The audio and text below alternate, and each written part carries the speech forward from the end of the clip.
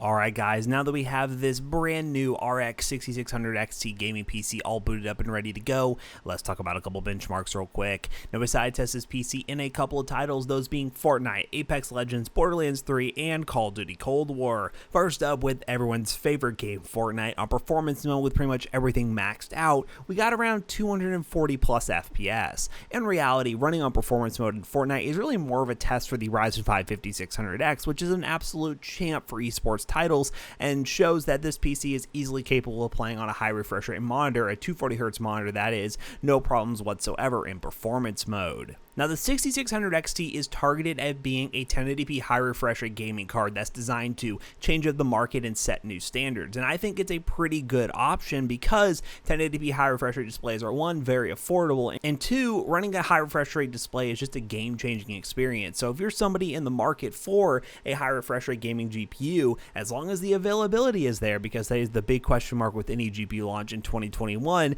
the RX 6600 XT looks like a good choice. And speaking of another esports title that this PC is absolutely perfect for, Apex Legends, on max settings at 1080p, we easily hit that frame rate cap of 144 FPS and we were pretty much locked at it. Now of course you can disable that frame rate limit if you want, but I honestly was expecting this PC to not hit the max 144 FPS at 1080p in Apex Legends, but it did, so there you go. So you can easily expect way more FPS in a game like Apex with the 6600 XT, and this game of course is one of the more demanding esports titles. Of course, this PC would be perfectly fine for Valorant, CSGO, Rocket League, League of Legends, all those esports titles. This combination would be absolutely perfect for it. And also, we're going to be testing it as a streaming capable PC here on the channel very soon in a full streaming setup. So get subscribed if you're excited to see that. But the combination of the 6600 XT and Ryzen 5600X just makes a whole lot of sense. Next up is our AAA benchmark of choice, Borderlands 3, and on high settings at 1080p once again,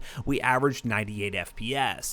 Getting 98 FPS in this benchmark is no easy task. Yes, it is not totally maxed out, but on high settings you're getting great visual quality in Borderlands 3 and giving you a really good gaming experience. And this really shows me that the 6600 XT could play at 1440p easily if you really wanted to in most AAA titles, getting an over 60 FPS experience. So for a GPU around $300, that's pretty impressive given the market. Now last but absolutely not least, Call of Duty Cold War. On high settings at 1080p, we averaged 130 plus FPS.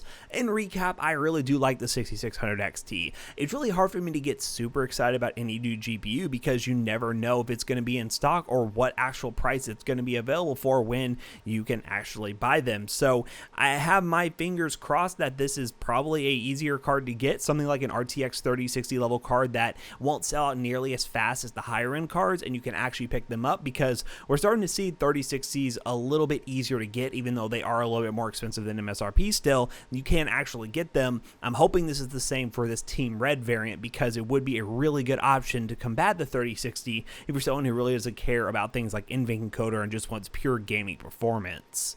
So overall, I'm very happy with this PC build for the money. If you want to pick up any of the parts from today's video, links in the description down below will be affiliate links and they will help us out. How about we're going to bring Jackson back in here to wrap this video up real quick.